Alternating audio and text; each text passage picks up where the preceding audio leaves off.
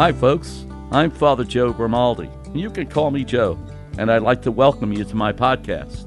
But now, here's our host and friend, Ken Calvert. Hi again, everybody. I'm Ken Calvert alongside Father Joe Grimaldi, and welcome to the Father Joe Grimaldi podcast, proudly supported by our dear friends at Hoot McInerney Star Lincoln, 12 Mile Road and Telegraph in Southfield. Well, the 2019 Detroit Auto Show is over, and that means that the tents are up and the prices are down? No. It's time to check out the incredible after-the-show pricing at Hoot McInerney's Star Lincoln. Father Joe is driving the new 2019 Lincoln MKC, and guess what? So am I. I helped him pick it out. We went to starlincoln.com. You can virtually see what your new Lincoln will look like and calculate your price. That's the great news. Look, with these Michigan winters, it's either freezing, or it's warm, or it's snowing, or it's freezing rain. We never know what we're going to get. It's easy to shop at home at starlincoln.com. Tell them you heard about Hoot McInerney Star Lincoln on the Father Joe podcast, located at 12 Mile and Telegraph in Southfield, and visit starlincoln.com. Today, I wanted to ask you about, not only because I have several questions for you. You called me the other day. We were talking about how no matter what the church says, if you hear the word abuse, it has to be sexual abuse. Correct. Has to be a scandal. Yeah. Has to be sexual abuse. And now they're finding out that all of a sudden there was a situation where the priests were abusing the nuns. Well, therefore it meant that there had to be some sexual exploitation going on, something being done. You said to me, by the way, that's not what they were talking about. So let's talk about that first and foremost. You were talking about sort of going back quite some time, let's say at least 50, 60 years, right? When older priests now, but younger then, sort of used the nuns as, I don't want to say hired help, but in a way like, where's my laundry? Or you go ahead. Yeah, I just want to preface my remarks, though, with interesting what you hear in confessions. People put a lot of weight on sins that have to do with sex, but they do not even think of confessing bullying others or suppressing their liberty in any way, because they don't think of that as something sinful. Like a lot of bosses, sometimes they were misguided, some of the pastors, in thinking that, well, I'm in charge, and these nuns have to do what I tell them. And so they would lord it over them, putting heavy burdens on them. I also want to say something about the nuns, because when I look back at the 20th century, they were the heart of Catholic education in the whole United States. I wonder where we would be today as a church if the nuns were not there. They are the ones that taught the masses, and they did it beautifully, effortlessly, and they did it with a lot of challenges. There was no surprise when you hear of one sister teaching 40, 50, 60 kids at times in one room. You bet. And nobody today would ever tackle something like that. Wouldn't be allowed. You wouldn't be allowed anyway.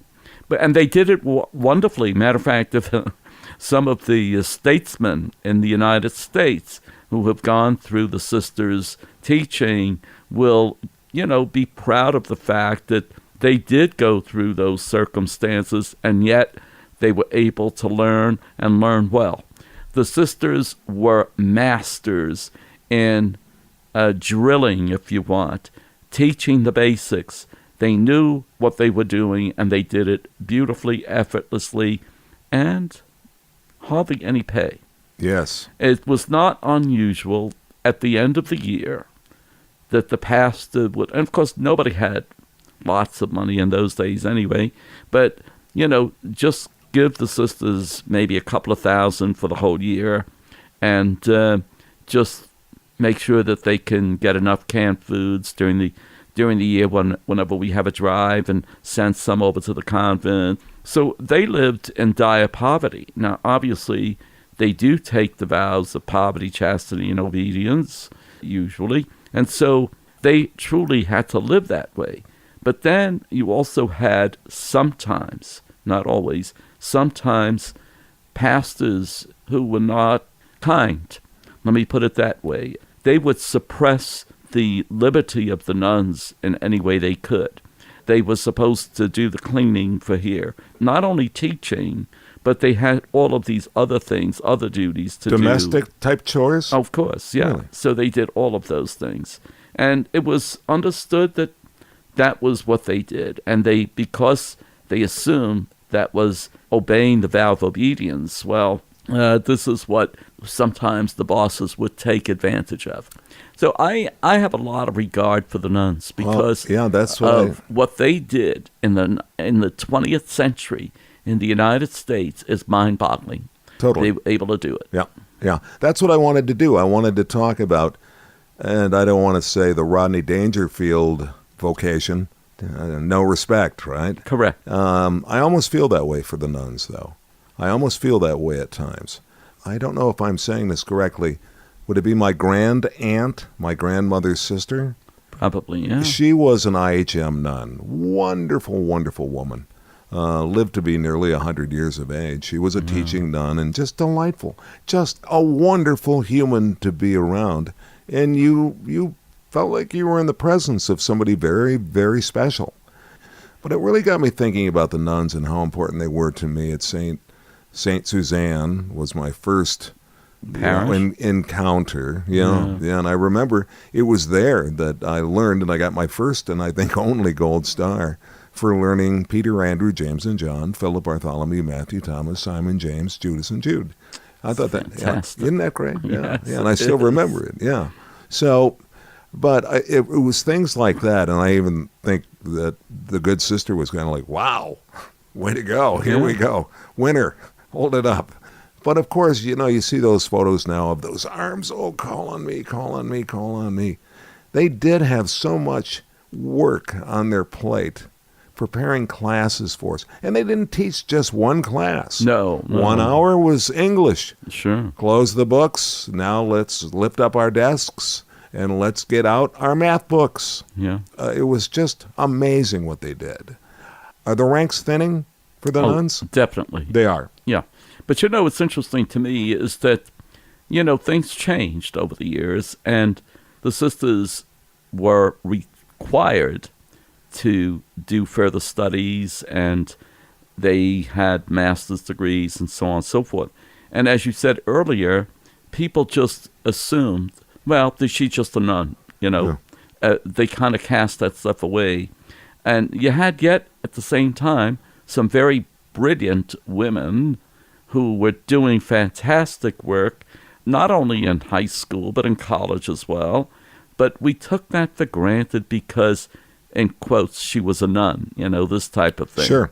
And so it's, I think it was not just the pastors, and I have to say not all pastors by any means, some, but a lot of people just took for granted the value, the worth of these wonderful ladies who taught with a great deal of passion and a great deal of energy and trying to get children to be at their best, bring out the best out of them. On our last podcast, we were talking about, or one of our podcasts, we were talking about initiation, that being, of course, getting us ready for First Communion and for our confirmation. Correct. They did a lot of the work. They did a ton of the work. And I remember the first time I was ever introduced to an abacus was in a Catholic grade school, St. Bede. And just all of the wonderful memories that I had. I was at times afraid. I was terrified. Report cards, Father Wilt coming down, handing them out. But I also realized at one stage that back in the 60s, early 60s, I now know that we were in classrooms with kids that were probably on the spectrum, autism, Asperger's. And I'm sure that the nuns recognized that there was something special about individuals in the classroom.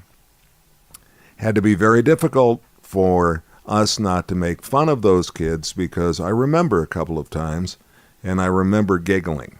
Do you know what I mean? Sure. And as I said, I know that they had to take on responsibilities not just as teachers, but as parents. They had to manage so many different things, our young personalities being developed. It was incredible, but like I said, there was also that area that we're dealing with now. That's a specialty class. That's a specialty school. Special ed, And yes. it's special needs. Yes. But they were dealing with it. They were certainly dealing with it. There's a Latin term in loco parentis, okay, which means they took the place of the parents, and they tried to do it as best they could, and they usually succeeded. Now, maybe in the early days, they didn't have all of the official techniques and so on, but somehow their love of what they were doing came across, and they did a great job, despite the fact they were not as well equipped as people in later times. So because the nuns, let's face it, later on went to further studies, I mean, PhDs and so on and so forth. And, you know, we speak about the classroom, but the nuns are also, and even today, are involved in parish work. So they become what they call pastoral associates. And in so many ways, they run the parish. They do all of the preparation for marriage. They do a lot of the work in preparing for appointments and counseling. Now, it's amazing to me that we sometimes take that for granted, but they're doing a lot of work in the parish, which in the old days maybe an associate would do, Right. A priest who was not pastor, but he was there, stationed there, and he would take on that role, not always, but that type of thing. But today, you have them involved in all aspects of parish life. You know, preparing the kids for First Communion, preparing the kids for confirmation, preparing the ceremonies, the mechanics of it. So they are doing tremendous work, and they still are. But as I said earlier, when you look at the 20th century, I don't know where we would be without those sisters who really brought the church alive. They're the ones that really fostered the faith among the people. I have a rhetorical question for you. Do you think that possibly the loss of those nuns has helped contribute to the loss of the ranks in the Catholic Church? I don't want to take anything away of the very dedicated lay people Absolutely, that are now in no way, shape, have or form. taken over the Catholic schools. I was not even suggesting that. Yeah, but I do want to say this. When 40 years ago, it would have been 8th grade, when you have 8 nuns teaching each grade. Yeah. You had the administrator, that would be 9 nuns, you know, this type of thing. Now, it could be that there aren't any at all, from the principal down. Most of the schools that I'm familiar with, Catholic schools, you have lay people working, teaching, administering, all of these different things. And therefore, the religious nuns are not there, which means people have to trust that these lay people are so imbued with the faith that they're going to try to do as much as they can to keep up the faith. Emulate what the nuns did for us. But, you know, there's a lot of cynics that say, well, that's over with. I mean, they're not going to be doing that. Yeah. They're not too familiar with the faith. Don't you love the cynics? Yeah, there's always some. Oh, but I have a some. great deal of respect of these lay people that dedicate themselves, first of all, when you consider that they're getting lower salaries, Right. than they would in the public schools. Not all, but in some places. But they're dedicating themselves to a mission. I always think of people that teach in the Catholic schools that they're doing a ministry. It's not just a job. If it is a job, they should get out of there. I think they have to go in with the idea that they're doing a ministry. They're involved in not only the education, in other words, they're not just teaching math and English, they're teaching human beings. Correct. And they want to form those human beings that they become people who are truly worthy to be called human beings under God. So I think they have a hard job in front of them, but they're doing it. How many nuns do you come into association with on any sort of a basis, any basis? How many nuns do you see in a week? Or maybe 1, 2, or 3 at most. You see, even in hospitals, for example, there was a time in the hospitals where the nuns were noticeable, but now there's very few of them. Do you want to speculate? That's the rhetorical question number 2. I mean, why? Why do you think they left? Why do you think they stopped picking that as a vocation? Well, you and I know, Ken, that the world is very complex, and it has become more complex over the years. We live in the year 2019. It's quite different than 1950. There's no question. And so there's a lot more choices available to people, even within that 4-year period where most people make a decision, whether it be college or whatever the case might be. Right. So there's so many different choices. There's so many different temptations. When I say temptations, drawing people away from the idea of religious life. You have the scandals which have caused people to think twice about promoting vocations among the sons and daughters, if you want, that they have at home. I can't answer that question with just one sentence. I think it's a very complex situation, a complex idea that you bring across. I miss the nuns. I have a very, very, very soft, special place in my heart for the nuns. We had a 50th anniversary for our grade school class a couple of years back. I ran into Sister Kathleen Mary. And boy, I'll tell you what, I mean, look better than I do, and I would love to get a hold of her and get her on the podcast. That's right. You said that you got a gift in the mail, I think about a week or so ago, from a friend. You said, a friend of mine who's a nun sent me a candy bar. Yes. And what was on that candy bar? Well, what she did is she's in the central office of her order, and they have a candy shop. Oh. Where they sell chocolates of all kinds. Oh boy! And You're killing me. name of the candy shop, it's called None Better. Okay, so she decided she decided to celebrate everything: my name day, Valentine's Day, St. Joseph's Day, and she sent me this clown. It was a chocolate in the shape of a clown. And the reason for the clown, as I think I've told you before, my name Joseph Grimaldi. Yeah. He was the founder of all clowns in the 1800s. Really? Yes. No, I didn't know that. And if you go to a circus, they say the Joeys are coming out, which means the clowns are coming out. Oh, you're getting a bad rap these days. I hate to tell you that. But I know that. They can be scary creatures. All right. So maybe that's why I scare people. But anyway, so there. None better. Can you go online? Oh, yes, I'm sure you can. Go online. And so the nuns, Franciscan nuns, the Franciscan nuns, they make the sweets. Chocolate called None Better, Nunbettr.